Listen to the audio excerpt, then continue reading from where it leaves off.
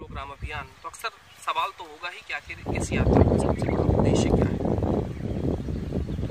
असल में जब यात्राएं होती हैं तो यात्राओं का उद्देश्य जिन जिन जगहों पर हम यात्रा कर रहे हैं उनके साथ जुड़ना होता है। अगर हम तीर्थों की यात्रा करते हैं तो तीर्थ से जुड़ना होता है। अगर हम कहीं बद्रीनाथ कहीं मक्का जाते हैं तो हम उनके साथ जुड़ना चाहते हैं। अगर हम किसी विशेष जगह पर घूमने जाते हैं तो हम उनसे जुड़ना चाहते हैं।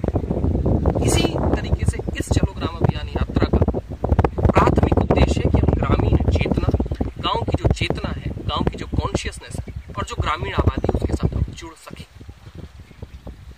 जब हम जुड़ना शुरू करेंगे तो एक सबसे दूसरी घटना होगी कि जुड़ने के लिए हमको ग्रामीण कला और संस्कृति से एक परिचय लेना होगा। भारत का एक बहुत बड़ा सौभाग्य है कि भारत के हर एक गांव में एक विशेष कला और एक विशेष संस्कृति ने जन्म लिया। यही भारत की कल्चरल हेरिटेज है, यही हमारी सांस्कृतिक विरासत है। चलो ग्राम अभियान का उद्देश्य होगा कि हम गांव की, जितने गांव की हम यात्रा कर सकें, एक एक गांव की कला और संस्कृति के साथ हम जुड़ सकें, कला और संस्कृति का परिचय ले सकें। अगर कला और संस्कृति का हमने परिचय लिया तो हम उन गांव को परिचय भी ले सकेंगे। अब एक बात होती है कि गांव की कला और संस्कृति से परिचय लिया, गांव का परिचय लिया, अब क्या किया जाए। जैसे ही हम कला और संस्कृति के साथ जुड़ते हैं तो हम गांव में स्थापित उनके इतिहास के साथ जुड़ते हैं। इतिहास में उनका वैभव है, अनेक कहानियां, किस्से और इतिहास की वो भूमिकाएं हैं जिनसे कहीं मिलकर भारत बना है। आज भारत को, ये कहिए किसी भी सभ्यता को जरूरत होती है कि वो अपने इतिहास को पहचाने। गांव से जुड़कर हम उनके इतिहास को समझना भी शुरू करेंगे, क्योंकि हम कला और संस्कृति के साथ जुड़ेंगे। एक तीसरी सबसे महत्वपूर्ण बात होगी कि गांव में आज निवास करने वाले लोग कौन हैं, कौन है जो रहते हैं, कौन है जो बसते हैं। वही लोग हैं जो खेती करते हैं, अन्न पैदा करते हैं, जिस अन्न से पूरा हिंदुस्तान, पूरा देश और पूरी सभ्यता कहीं जीती और जागती है।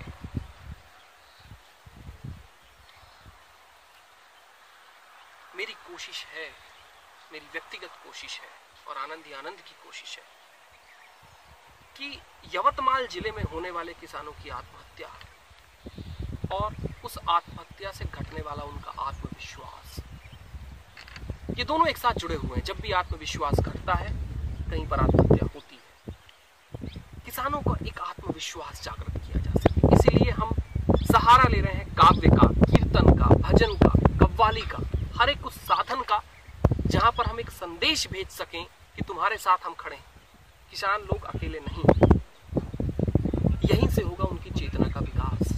हम आत्महत्या के कारणों को जानेंगे तो सही, लेकिन साथ ही साथ हम उनमें वो आत्मविश्वास जागृत कर सकेंगे, वो प्रेम जागृत कर सकेंगे कि तुम अपनी लड़ाई में अकेले नहीं। अगर धरा को तुम जोते और बोते हो तो तुम केवल स्वयं नहीं जोते और स्वयं नहीं बोते, तुम्हारे साथ पूरा हिंदुस्तान खड़ा है। कम से कम हम तो खड़े ही हैं। एक चौथी सबसे बड़ी बात होगी कि आज किसान का एक परिवार होता है, किसान की एक जीविका होती है, वो जीविका उसके गांव के साथ जुड़ी। अगर हम इन छोटे छोटे गांवों में एक नई स्किल जो हम खोज सकें, एक नई जीविका का अगर हम साधन दे पाए तो एक बहुत दूसरी घटना होगी कि आज जो गांव के बच्चे गांव से पलायन करके शहरों की यात्रा कर रहे हैं, शायद वो बच्चे उन्हीं गांव में ठहरेंगे और अपनी जीविका का एक साधन निर्माण करेंगे। अगर हम उन बच्चों को, उन नवयुवकों को गांव में रहते हुए ही जीविका का कोई साधन दे सके, उनकी जिंदगी के लिए जो जो जरूरतें, उन जरूरतों के लिए हम कोई एक नया साधन विकसित कर सके, उनको साधनों को दिखा सके उनकी ही स्किल से, तो शायद हम उनकी कला और संस्कृति को जीवित भी रख पाएंगे। एक पांचवी सबसे बड़ी घटना होगी कि अगर हम किसी गांव को दोबारा जीवंत करना चाहते हैं, उनकी चेतना को यथावत बनाए रखना चाहते हैं, तो हमको उन ग्रामीण क्षेत्रों से उन बच्चों को, नवयुवकों को एक नई तरीके की शिक्षा पद्धति से भी अवगत कराना होगा, जानकारी देनी होगी। हो सकता है कुछ ऐसे बच्चे हो जिनको किसी छोटी मोटी ट्रेनिंग की जरूरत हो सकता है कुछ ऐसे बच्चे हो जिनको केवल अगर एक एक्सपोजर मिल जाए तो शायद वो गांवों के अंदर एक नया यत्न, नया साधन विकसित कर सके। मेरी कोशिश है कि हर एक गांव के अंदर से कुछ ऐसे बच्चे लिए जाएं जिनको हम चिंगारी की छात्रवृत्ति दे सकें। उस छात्रवृत्ति के द्वारा उनकी जरूरतों को पूरा कर सके, उनको नया, एक नई तरीके की जीवन देने की कोशिश करें। जो हम इन सारे क्षेत्रों में बात करेंगे, अंत में एक बात आएगी, ये वही भारत है जहां पर अल्लाह ईश्वर एक साथ बसता है। ये वही भारत है जहां पर महात्मा बुद्ध, श्रीमंत महावीर, जीसस, ये सारे लोग एक साथ बसते हैं। आज भारत को सबसे बड़ी जरूरत है कि हम अपनी सामाजिक और सामुदायिक एकता को हम कैसे स्थापित कर सकें, कैसे हम बचाए रख सकें। ये गांवों की देन रहा है।